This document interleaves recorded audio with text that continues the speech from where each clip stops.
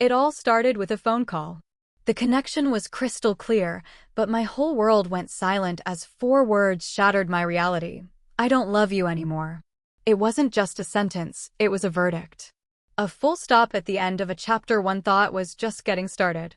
In that one moment, I didn't just lose a person, I lost the future I had planned, my sense of who I was, and my belief that I was even worthy of being loved. This is the raw, unfiltered story of how I pieced my life back together after it all fell apart. It's a story about the ugly, messy truth of a broken heart, but more importantly, it's about the incredible strength you find when you have no other choice but to rebuild. It's how I healed, and how you can too.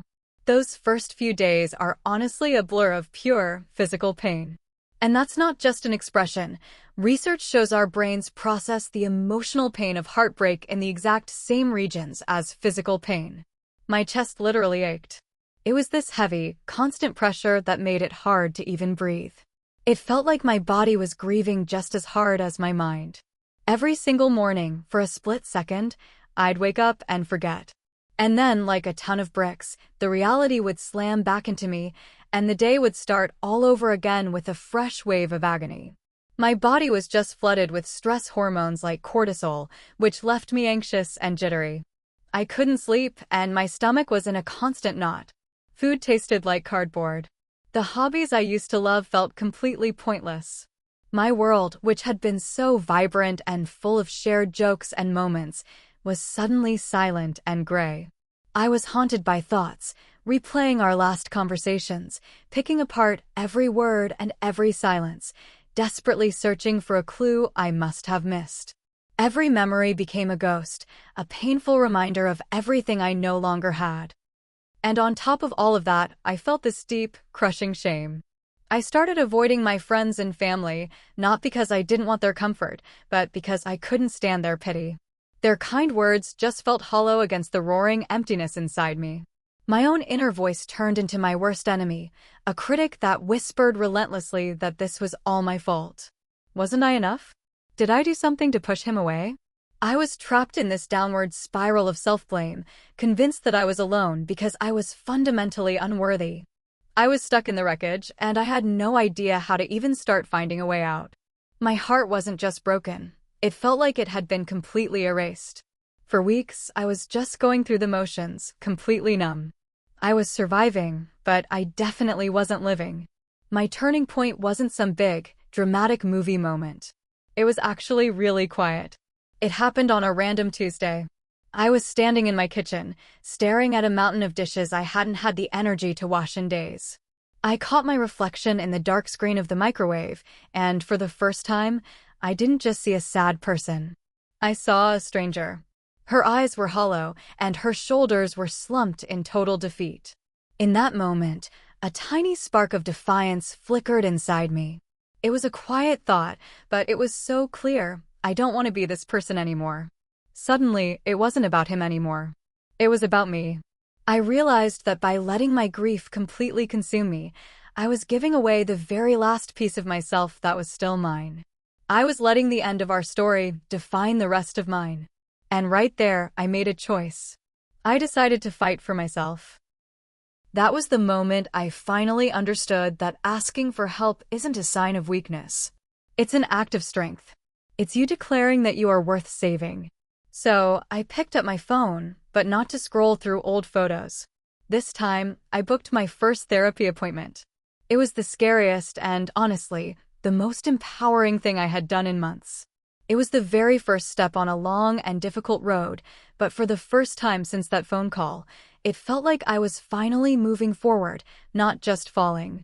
That was my turning point. Okay, so healing isn't a straight line. It's messy. It's 2 steps forward, 1 step back. But it is a process, and by breaking it down into smaller pieces, I found my way through it. It all started with the decision to stop running from the pain and actually face it. First, I had to face the pain, but with a guide. My therapist's office became my safe space. It was the one place I could be totally unfiltered, where I could cry and rage and admit to my ugliest thoughts without any judgment. We used a technique called cognitive behavioral therapy, or CBT, and it was a total game changer. Basically, CBT helps you catch and challenge all those negative thought patterns that keep you stuck in a loop. That relentless inner critic telling me, I'll never be loved again, or it was all my fault, we slowly started to take it apart. My therapist taught me to question those thoughts, to look for actual evidence, and to replace them with kinder, more realistic ones. It felt like I was learning how to rewire my own brain. Second, I had to rebuild my routines and reclaim my body. My life had lost all its structure, so I started small. Really small. I made my bed every single morning. I forced myself to go for a 10-minute walk, even when it felt like the hardest thing in the world. I started cooking again, focusing on actually nourishing my body instead of ignoring it. These tiny acts of self-care started to bring back a sense of stability. Routines are like an anchor. They give you a sense of safety when everything inside feels like chaos. I also started practicing mindfulness, just learning to notice my feelings without letting them sweep me away. It taught me that I could feel overwhelming sadness without being my sadness. Third, and this was maybe the most important step, was to rediscover who I am now. One of the weirdest parts of a breakup is realizing just how much of your identity was wrapped up in being a partner. Without that role, I had to ask myself, okay, so who am I now? I started journaling, but not about him. I wrote about me. What do I care about?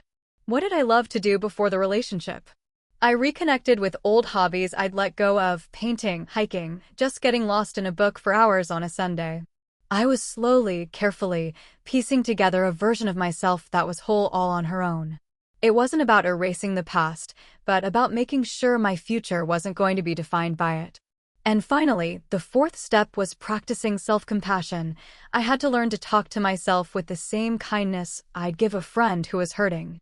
I had to forgive myself for not being perfect in the relationship and for not getting over it faster. Self-compassion isn't about making excuses for yourself. It's about being human and giving yourself grace. It's about finally replacing that inner critic with a voice of support. This whole process of rebuilding your identity is so key to healing. It's a huge topic, and I'm actually planning to make a whole video just on that. The practical steps you can take to find yourself again after a relationship ends. If that sounds like something you'd find helpful, make sure you're subscribed so you don't miss it. For now, though, let's talk about the final piece of the puzzle. Letting go. For the longest time, I was obsessed with getting closure. I thought if I could just understand why it all happened, I could finally move on. But the truth is, and psychologist Guy Winch talks about this, searching for an answer that will finally satisfy you is usually a dead end. The most powerful thing I did was accept that I might never get the neat and tidy answer I was looking for. I had to learn how to give closure to myself. I had to accept that it was really over, and that clinging to a false sense of hope was just dragging out my own pain. Letting go wasn't about forgetting him. It was about releasing the grip the past had on my present. It was choosing to put my energy into what I could build, not what I had lost. And when I started to do that, something amazing happened. The pain, which used to be this constant, raging fire, started to change. It turned into wisdom. I learned that I am so much more resilient than I ever gave myself credit for. I learned that my worth is not decided by someone else's ability to see it. I learned that heartbreak, as excruciating as it is, can be an incredible catalyst for growth. It forces you to look inward, face your fears, and rebuild your life on a foundation that is 100% your own. The wound was still there, but it wasn't an open gash anymore. It was becoming a scar, a reminder not of the pain, but of the fact that I survived it. That I had healed. My journey from heartbreak to healing taught me that you don't just get over a loss like this. You integrate it. It becomes a part of your story, and it absolutely changes you. But it doesn't have to be the thing that breaks you. It can be the thing that breaks you open, revealing a strength and a capacity for self-love you never knew you had. If you're in that dark place right now, please hear me when I say this. The pain you're feeling is so real, and it is so valid. But it is not your final destination. You are capable of getting through this, and you will come out on the other side. You won't be the same person you were before, but you can be stronger, wiser, and more completely yourself. Healing isn't just possible, it's your right. This community has been a huge part of my own healing. Hearing other people's stories is a constant reminder that none of us are in this alone. If you feel comfortable, I'd be so honored if you shared a piece of your own journey in the comments below. Let's make this a space where we can support and lift each other up. And if this story resonated with you, please subscribe and join me for more conversations on growth, resilience, and creating a life you truly love. You've got this.